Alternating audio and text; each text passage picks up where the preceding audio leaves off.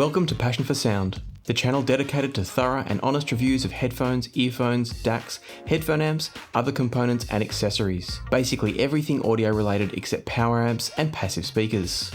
My name's Lachlan and my goal is to explore and discuss all kinds of audio topics, even the controversial ones, to help us all find more enjoyment from music. Thanks for watching and enjoy the video. Hey folks, welcome to another Passion for Sound audio review, and today a look at the BLON A8 Prometheus IEM. You may have seen my recent review of the Yuan Li from Triforce, and in that review I did compare it briefly to the Prometheus, but this is going to give you a much deeper dive into what the Prometheus has to offer, whether I think it's good, all of that sort of detail. I'm also doing something a little bit different here, where I'm going to record two reviews back to back today, being the A8 Prometheus and also the BLON Mini IEM, and I'm going to release them just one day apart. So it's kind of like BLON week in a way. I had these two IEMs, I did want to cover them both at the same time, but I felt like they deserved different videos to do them both justice. So today is the release of the BLON A8 Prometheus review. Tomorrow, do keep an eye out if you're interested for the BLON Mini review. And of course, if you want to make sure you don't miss one of them, hit the subscribe button, ring the bell, and make sure you see both. Before I get into talking about the Prometheus, I should also say a huge thank you to Melbourne Hi-Fi Audio for sending me both the Prometheus and also the BLON Mini for these reviews. So thank you to Melbourne Hi-Fi Audio. As always, to say thank you, I'll pop a link down below. So if you like the sound of the BLON A8 Prometheus, you can click through the link below and say thank you with a purchase from there. There's no affiliates or kickbacks, it's just a thank you. And so without further ado, let's take a look at the A8 Prometheus.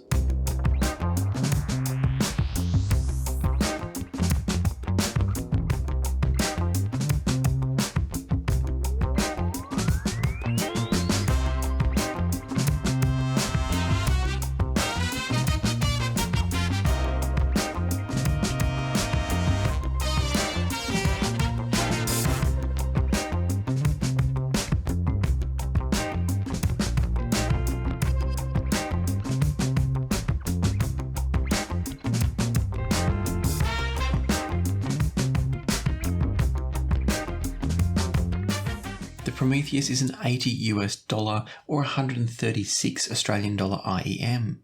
So it's a fairly affordable IEM sitting below that $100 threshold, but it's a pretty spectacular IEM for the money. As you'll have just seen in the glamour video, this is an absolutely uniquely designed IEM. The shells are 3D printed and it gives this amazing sort of hollow see-through effect, even though it's a dynamic driver IEM, so there is a sealed cavity within all of that kind of mesh outer housing. There is a sealed cavity for the 10mm driver to work in. Those 10mm drivers have a 32 ohm, 115 decibel sensitivity rating, and that means that they're pretty easy to drive from just about anything. In addition to the IEMs themselves, you get in the packet some dreadful tips that BLON unfortunately are becoming well known for, at least by me, and you also get a little pouch, like a canvas type pouch, to carry them around in. So it's generally a basic set of accessories. The pouch is fine, it's not too bad, it's not going to protect the earphones, but it does the job.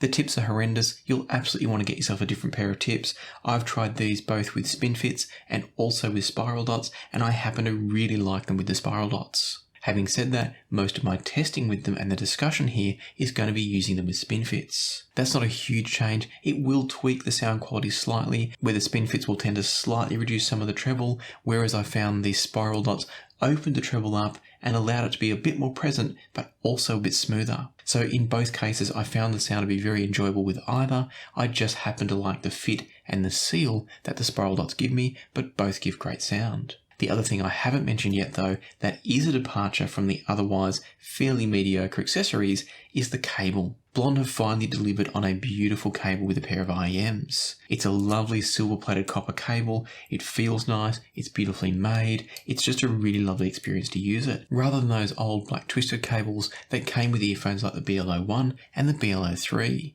So this is a really nice improvement to see, and you'd probably expect it when you're spending a bit more money, but it is something that I appreciate. Now before we get into sound, I just want to briefly touch on ergonomics, because in the BLO1 and the BLO3, both times ergonomics were far from their strengths. This time though, with the Prometheus, they fit like a glove. They're a beautifully designed IEM. The housing sits nicely in the ear. Even though it's a decent sized housing, it snuggles right in there, and it has a really nice sense of seal and stability within the ear that I thoroughly enjoy. So there's nothing at all to complain about, and on the flip side, I actually think they're one of the more comfortable IEMs that I've tried in recent times. They're not the most comfortable IEM ever. That would go to things like the IE900s or some of AudioFly's previous models, but these are very, very good. And so with all that said, let me put these down and we'll start talking about sound quality. The sound quality from the A8s is really, really excellent. They've got a nice overall tonality that's generally fairly natural. And I say natural, not neutral, meaning that it sounds reminiscent of what you'd expect if you were standing in the room with whatever the music is. It's not exactly true life. There's a bit of emphasis there. I'd describe them as having a sense of almost a W-shaped frequency response, but very, very subtly. So it's like they've been deliberately tuned to have just little tiny points of emphasis throughout the frequency response. So a little bit of tasteful emphasis in the bass, a little bit of tasteful emphasis in the mids, and a little bit of emphasis in the treble. That's not always quite so tasteful, but still pretty good. So they're not an exactly neutral, true-to-life representation, but they're close enough that they're very enjoyable and generally not distracting with their tonality. It's worth noting that some sounds, because of the treble emphasis, may get just a little bit off the true sort of natural tonality that they should have. So things like hand claps, snare hits, some of those things have just a little bit of overemphasis in the higher frequencies, and it just skews the timbre a little bit in a way that I'm not always a fan of. But it is very subtle and definitely not a reason that I would avoid the Prometheus. That same treble emphasis can at times lead to just a little tiny sense of fatigue, but it's not too bad. I'm generally pretty treble sensitive and I don't like overly bright IEMs, but I do enjoy the Prometheus, so it's been balanced about as well as it can be while still having a fair bit of treble emphasis. The bass extension and the weight in the bass are both quite good. They're not class leading, but they're really solid. So you're going to get a nice sense of punch, a nice sense of thump. The extension doesn't go all the way down to 20 Hz, but it's good enough that it doesn't feel rolled off in my listening tests. And then finally, if we start talking about staging and imaging, the stage has a really nice sense of space and depth in it. It doesn't give the most focused image overall, but there is good separation between the sounds, which does help to give it a good sense of focus. It's just not a laser sharp image.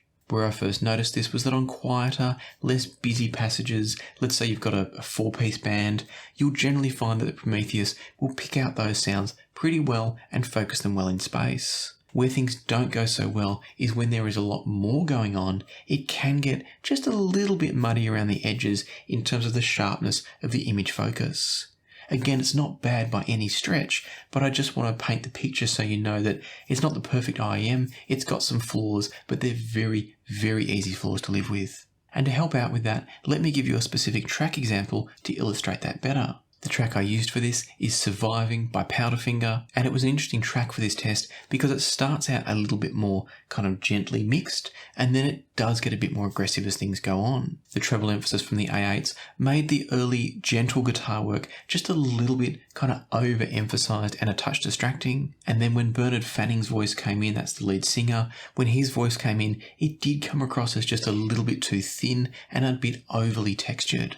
He has got quite a kind of head voice, so it's a little bit more nasal. It's an upper register voice, so it's sort of a tenor or even an upper tenor voice. And that did lead to a little bit of overemphasis because it's getting into the areas where the A8s do push things a bit further. It wasn't bad, it just wasn't as natural as I've heard it on other IEMs or headphones. As the track starts to get a bit crunchier, one thing the A8s do very well is they really bring a good sense of bite and attack to those guitars. On the flip side though, I did feel like the kick bass and the bass guitar were getting a little bit lost in the mix. And again, that's going to be coming down to the amount of emphasis in the upper registers masking the lower registers. It's not so much that the A8s are lacking in bass, so much as it's overshadowed a little bit sometimes by the higher registers. The quality, the control, the speed of the bass are all very good, but it can just get a little bit overbalanced.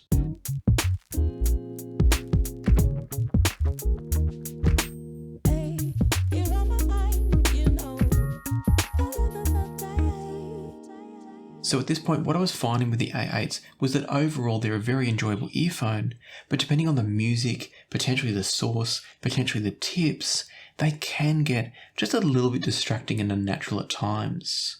They're never bad to listen to, but they can stray away from being engaging and ideal and getting into a little bit of overemphasis. But to again put that further into context, I thought I'd put them up against a couple of other competitors, specifically the fairly well-known Moondrop Aria, and then also against the Sennheiser IE100. So I'm going to start with the Aria because they're identically priced. Both come in at $80. A couple of very early general impressions when moving between the two is that I find the Aria less comfortable than the Prometheus. The Prometheus to me is excellent in that regard. The Arias are kind of mediocre, but that's going to come down to individual ear shape and preferences for fit. For me, the Aria take a bit of work to get them to sit nicely. Once they're in, they're okay, but they're not the comfort level of the Prometheus. The other thing though that stood out was the overall tonality. The Arias are very well balanced tonally across the board. They've got a bit of emphasis in the upper mids and lower treble, but compared to the slightly more up and down frequency response of the Prometheus, the Aria do come across a bit more refined and a bit more neutral and maybe therefore a bit more natural sounding. Having said that though, this is not a clear win for the Arias. One of the tracks I listened to during my testing was Doing a Crime by Us 3. This is a great track that describes from end to end the process of a couple of people doing a robbery of a toll booth using a motorbike. So obviously back in the days when there were toll booths. But the point of it being that it's got this kind of driving rhythm throughout the track that builds a sense of tension and energy and pace through the music. Listening to Doing a Crime with the Arias, what I found was that they did everything nicely, but they never created that sense of emotional engagement that drew me along with the story. I was just listening to it, I wasn't pulled into it. The A8, on the other hand, has that little bit more drive and energy because it does have a bit of bass emphasis. And that meant I was much more drawn into the track. I felt the rhythm and the drive and the pace of the track, and it made for a better overall experience. Interestingly, one thing I noticed was that by having that bit of extra presence in the bass from the A8s, it actually helped to better define the sounds as well. And so even though the tonal qualities of the Aria might be a bit more accurate, I felt like the Prometheus was doing a better overall job at defining the individual sounds, and it might come down to the fact that this track happens to suit their tuning, or it might be that that emphasis has been keenly placed to really help us hone in on the bits of the music that matter. The other thing that I found as I listened to these two, particularly on that track, was that the A8 tends to bring the mid-range closer to the listener and therefore a bit more in focus. And this is neither a better or worse scenario. It's a case where I personally like the way the Prometheus draws my attention to the mid-range, but others will like the fact that the Aria kind of lays it all out much more evenly and you can pick and choose what you want to focus on. So they're very different in that regard. I just happen to like the flavour or the coloration of the Prometheus, whereas others will like the more neutral approach that the Arias take. In going back and forth between the two, I do still find that the Aria has just a little bit too much emphasis in the upper mid-range and lower treble, and that does throw things off for me, particularly because it then once again overshadows the bass frequencies a little bit, and it does make them at times come across a bit lean. So neither of these are the perfect earphone. If you asked me to pick one over the other, I personally would go for the Prometheus. It's more comfortable, I think it's better looking, I like the cable better, and on top of that, I personally really like the way it just subtly colours the sound. And I can completely live with its treble emphasis, even though it does throw off timbre sometimes in certain recordings. It is something that I imagine could be tuned with tips, or is something that I'd just happily live with anyway. And so my next question was to look up in price slightly and see how well the Prometheus compare against something costing a little bit more. And I happen to have the relatively new Sennheiser IE100 Pro here, so I thought that was a good comparison. The IE100 Pro come in at $100, although at that price they do also come with a wireless Bluetooth connection in addition to the wired connection, so technically the earphones themselves are probably priced fairly similarly. And then it's the extra accessories you're paying for in the IE100. But either way, they've got a $100 list price, and I thought it was a good opportunity to see if it's worth spending more money. Putting aside the accessories and talking just about sound, both of these have excellent sound quality, albeit slightly different once again. Whilst I'm not going to bring the wireless module into this comparison, I do want to talk about a couple of other things about the IE100 before I delve deeper into the sound. Firstly, the IE100 is a very kind of plasticky feeling IEM. It doesn't have anywhere near the quality of build, design. It's got nothing unique going about it compared to something like the Prometheus. Some people will love that. The IE100 is a very unassuming IEM, whereas the A8 Prometheus will attract some attention. On top of that, the IE100 is using a very uncommon connector type. I'm not sure if it's a brand new style of connector or just one I haven't seen around. I haven't researched that yet. It's like an MMCX, but with a much deeper connection pin on the cable end.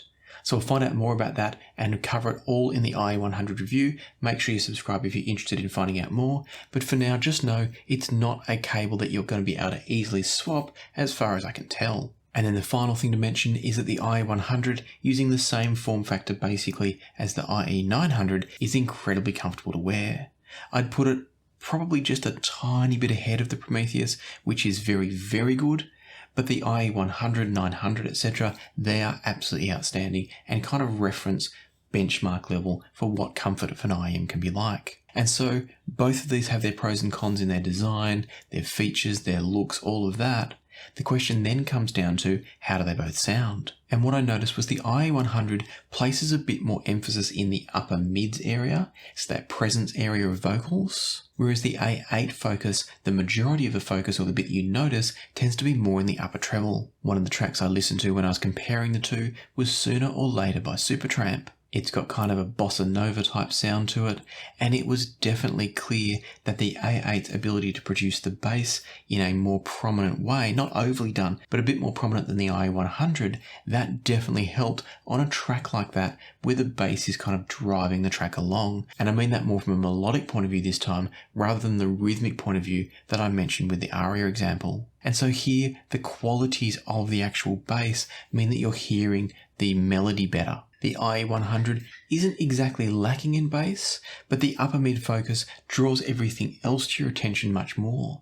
So in this track, the trumpet and the sax are much more the point of focus, and therefore you lose the melodic input that the bass is intended to have. In contrast, the A8 maintains the trumpet and the sax with a really nice natural sense of tonality, and it places it more evenly in the mix. But it's not all perfect because that upper treble emphasis then comes into play by throwing things like the snare off balance slightly and making it a little bit less natural. Both earphones have a really good sense of width, but the A8 does feel a little bit flat overall, whereas the Prometheus gave me a better sense of depth in the soundstage. I think both of these are excellent earphones, but neither of them really landed as perfect for me. In the IE100, you've got a little bit too much upper mid emphasis, kind of similar to the Aria in some ways, and that's throwing off the tonal balance and it's reducing the ability to hear everything the way it should be. On the flip side though, you've got the A8 Prometheus that's also got its own areas of emphasis, particularly in the upper treble, and that causes its own problems too. I think if you're looking for a sort of leaner, more neutral experience, the IE100 is probably the better choice out of these two. But if you're looking for a more engaging and fun experience, and one that I actually think, despite both being slightly unnatural in their own ways, the one that I think comes closer to being natural and true to life is actually the A8. To me, it sounds more like I'd expect if I was standing in the room with musicians. I'm not saying it's true to life and accurate to the recording. I don't know what the recording sounded like.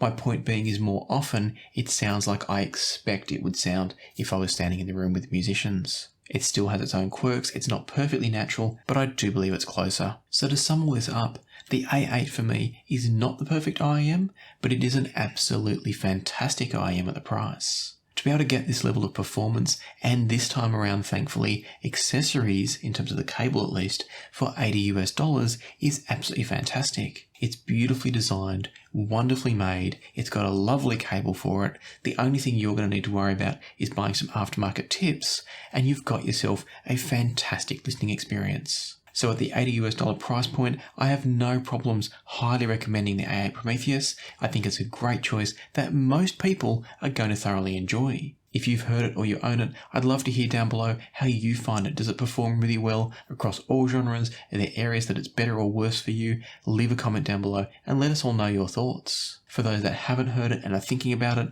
it is one that I'm pretty comfortable recommending. So if this review's been useful to you, please do think about hitting the subscribe button and the like button. It really does help the channel out. But for now, I'll leave it to the music, so happy listening, and I'll see you here next time on Passion for Sound.